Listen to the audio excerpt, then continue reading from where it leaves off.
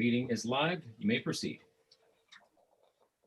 This is Michael Garvin. I'm filling in for Tom Shepard, who's driving and who is in attendance, but because he's driving, I'm going to share the meeting. I'd like to take attendance first. Should I call that, or Deb, are you going to do that? I'll call that. We have President Tom Shepard Here. and Vice President LaTanya Kenner, Here. Secretary Michael Garvin, Here. and we have Treasurer Paul Payne. Paul, Here. and Second Vice President Todd Walterman. Here. And then for guests, Charles Salisbury. Nice Kitty to be here. Ratcliffe. Oh, sorry, Kitty Ratcliffe. Here. Neil Palacios, both of Here. Explore St. Louis. And Karen Jordan of Denton's. Here. Mr. Chairman, you have the meeting. Thank you. The first item on today's agenda is approval of the minutes from the August 24th, 2020 meeting. A copy of those has been distributed to the board members in advance. Are there any additions or corrections anyone would like to propose? Hearing none, we'll hear a motion. I'll move to approve. Second. We have a motion and a second. All in favor? Aye. Aye. Aye. Aye. Aye, Todd. All opposed? The motion unanimously carries. The second item on the agenda is approval of the following resolution. And I assume you want me to read this for the record? Yes, sir. Okay. I was afraid you'd say that.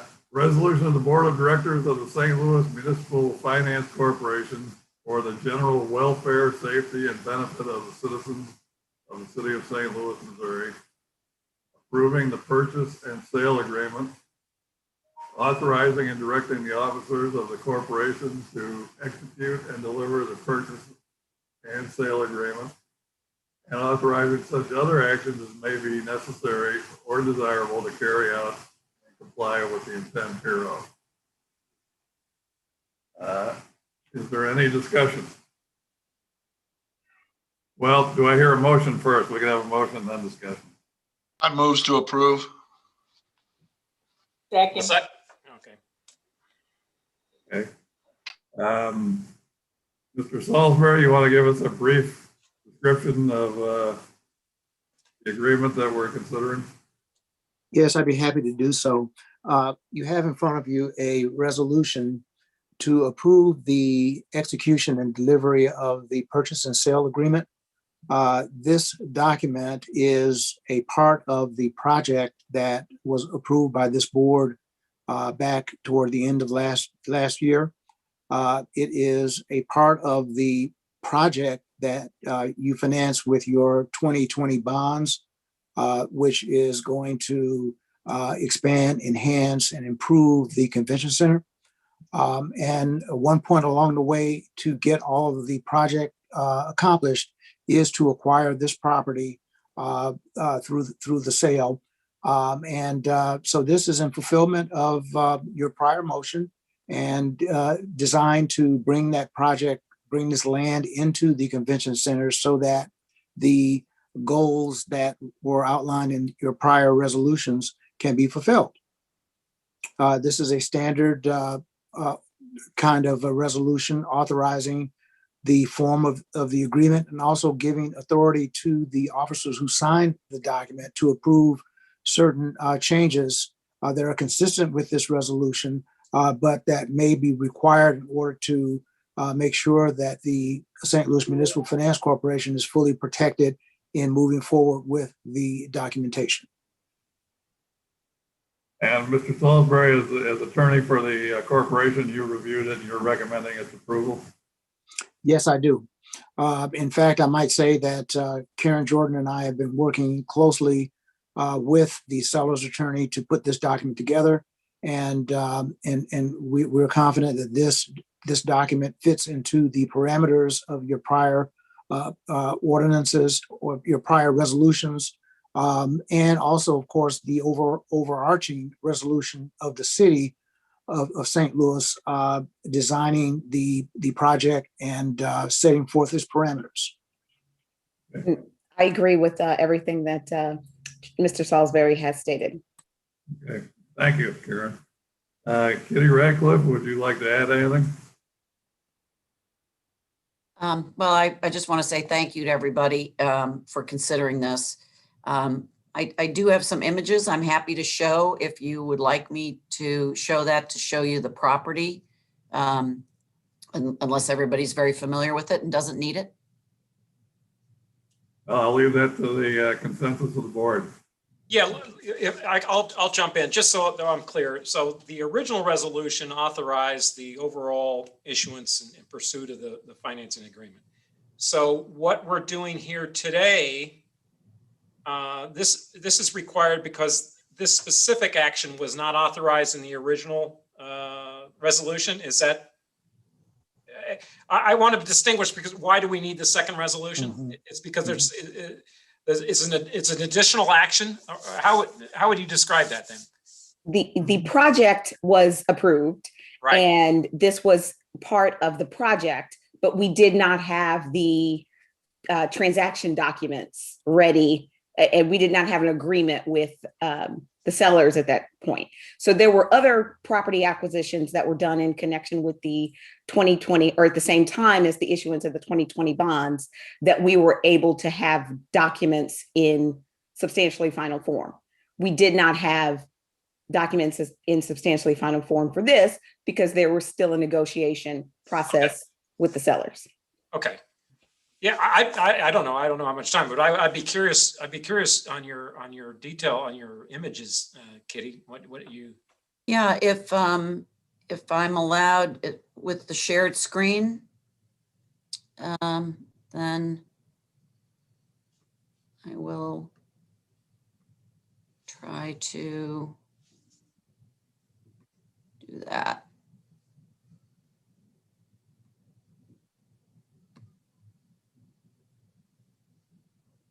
So can you see that?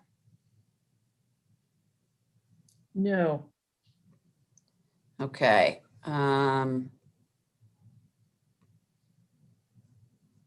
Is that something that TV needs to allow you to do, to share? Yeah, you have to give me permission, I think, to share my screen. St. Louis TV, are you still there? Yes, I just made her co-host. See if Okay. you see an option below.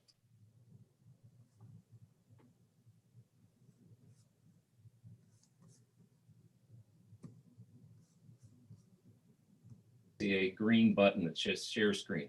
Yeah.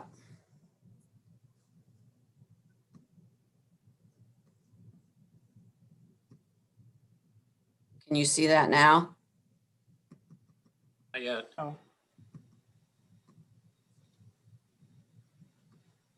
No? No. I've got it on my full screen, and I click the share screen button. Did you select, I think there's a second step. So once you hit share screen, your screens pop up and it asks you to confirm which screen you want to share. Maybe.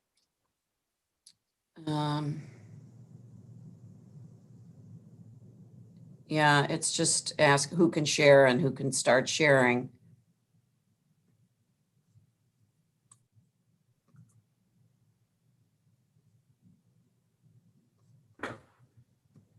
So I'm not quite sure why it's not showing. So you're sure I'm given permission? Yes, that really should be it. You have full permission to share your screen. I don't understand what's going on. Yeah, Kitty, I just asked Jen Harris to come by your office. Maybe she can help. Okay. While we're doing that, I had a question. How does the ultimate sale price, was there a original amount budgeted for it, and how does the ultimate sale price match up to what was initially budgeted in the total budget for this purchase? Okay, Tom, I guess I can answer that for you. Okay. We were able to go back out into the market because the market was so favorable at that time. And we were able to get the additional amount for the purchase of the real estate. And that amount has already been budgeted, and we've already allocated those funds. When we okay, but so when we originally passed the resolution, there was no and there was a certain amount of money that we were trying to get for renovation of the convention center. Was there an amount budgeted for the purchase? Was that part of the entire budget, the purchase of this building, or I guess that's my first question. In response to your question, there was a deposit amount that was allocated in our exhibit, and we were able to go back and get the full amount that we was willing So to. because the rates were so good. Oh, okay. Yes, but we had already had a deposit that was agreed upon in our exhibit. That was the $50,000. That was the 500,000. I mean 500,000. Yes. Okay. And then after negotiating the price was when we were able to fit that extra money into the payments that we planned on making anyway because of the market. Yes, we were able to get proceeds in the amount to finance the purchase of the garage. Okay, as part of, and it didn't affect the payment that we expected to make. You're breaking, Tom, you're breaking up. Okay, so it doesn't affect it didn't, we're not gonna have to pay more money. We're paying the same amount we allocated or agreed to pay every year in our original resolution, I guess.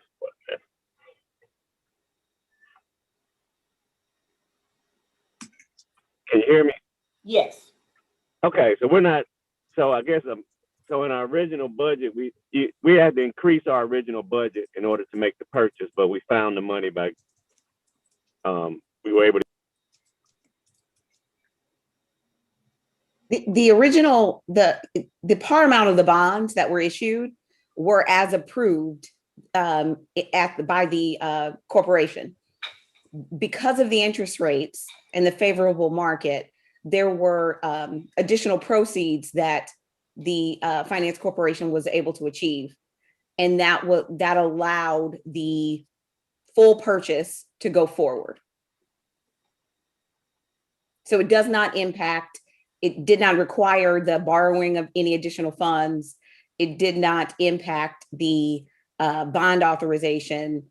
We just had a very favorable result when we went out to the market, which allowed us to move forward when at the time we were looking at the issuance of the bonds, there was no, we had included a deposit, and with the project is the expansion of the convention center and improvement of the convention center, and it involved the acquisition of real estate. So it was already included. Okay. That was as always a project. So that was always the plan, to purchase the real estate and Yes.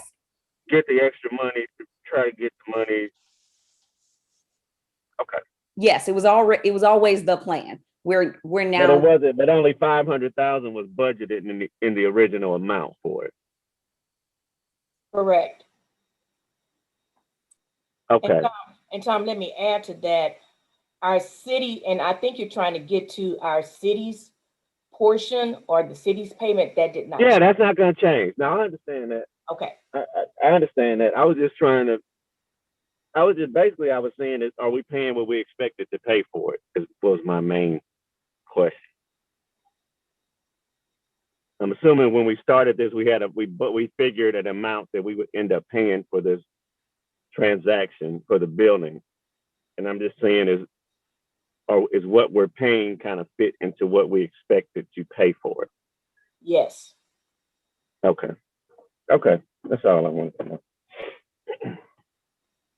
And so I know Paul Payne is on a very tight timeline. So if we want to turn over to Kitty for the slides.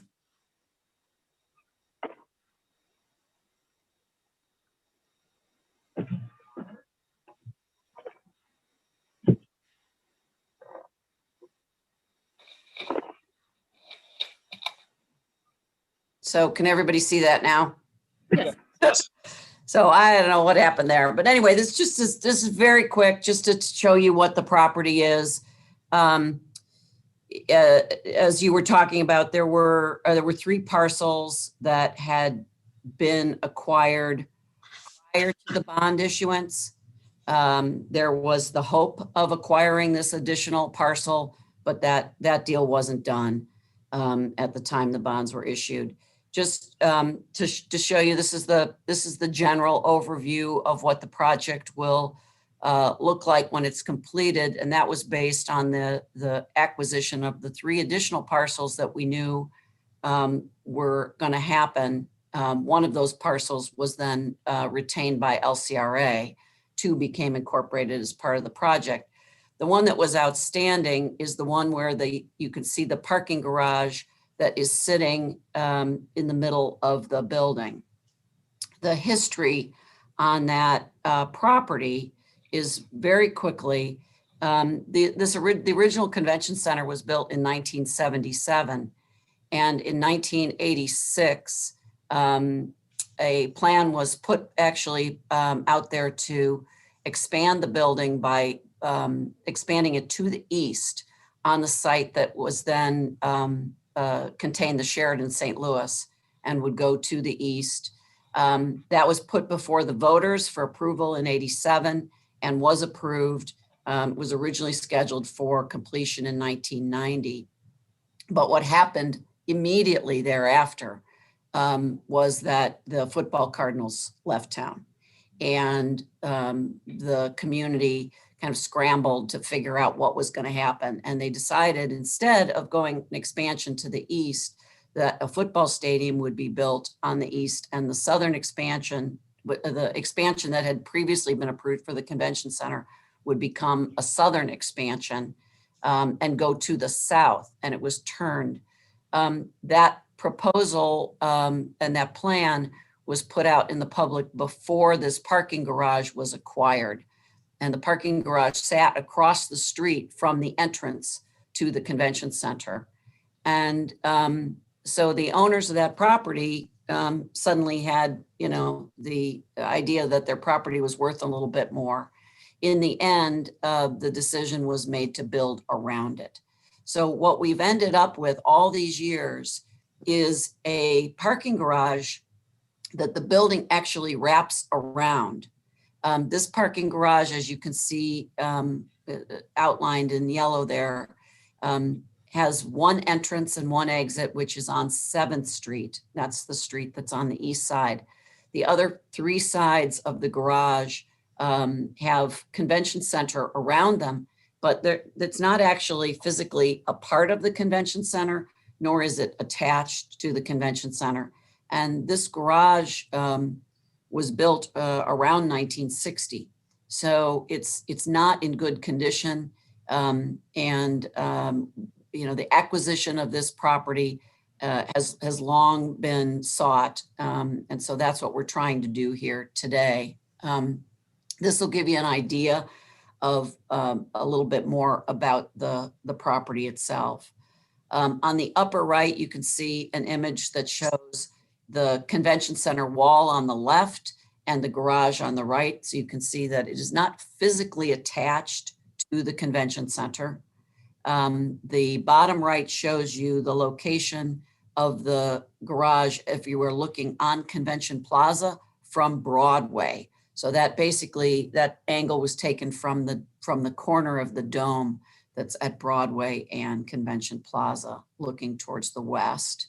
The bottom left shows you the actual entrance and exit. As you can see, there's only one entrance and one exit.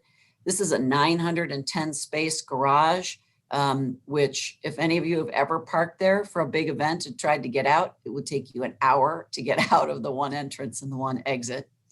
And then the last image on the upper left is of a skywalk that is connected from the garage to what was formerly the Dillard's department store and is now the Laurel Apartments.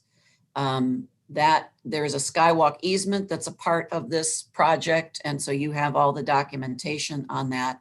You just need to know that that is not an accessible skywalk at present. When the owners of the Laurel Apartments and the Embassy Suites that there bought the old building, they actually bricked up the skywalk on their side. So it's a bridge to nowhere. But that easement is a part of that project. It's in very bad condition, very poor condition. And we had attempted to do a negotiation with the owners of the property a number of years ago. They wanted a much higher price for that. And then we did some due diligence on it and determined that structurally there were some significant challenges to it. So we walked away from the deal. And that's why this property was not, the deal was not done when the bonds were issued. I think that's it. Hey, Kitty, so the way the bond, with the funds that we have available through the bond issuance, this is just acquisition, is that right? Or is there something to be done with the site itself? This is acquisition just to get it under control and as a part of the property. And the opportunity to do that is now. We would anticipate, although I think there's further discussion that needs to happen on this, we would anticipate that that this will eventually be demolished and a surface parking lot that is a part of the convention center will be in its place. Okay. Thanks. It does also then pave the way down the road for long-term redevelopment. And you can see directly, looking at the picture on the bottom right, you can see in the foreground, which is to the east of that garage, there is a city-owned surface lot immediately to the east. So there are some, future development opportunities there. Hey, thank you. Are there any other questions or comments? Hearing none, we have a motion and a second on the floor. I'd like to call for a vote. Deb, would you prefer to read his name or just want to have everybody? Do a roll call. Tom Shepherd. Tom's muted. Tom is muted. Aye. Paul Payne, Aye. Todd Walterman, Aye. Latanya Kenner, Aye. and Michael Garvin. Aye. Motion carries. That motion carries. Is there any other business that the board members would like to discuss today? Hearing none, do I hear a motion to adjourn? So moved. Second. All in favor? Aye. Aye. Aye. Okay. All opposed? Okay, that motion carries. Thank you, everyone. The meeting is adjourned. Stay safe. Thanks Thanks. you all. Mike. Thanks. Thank you.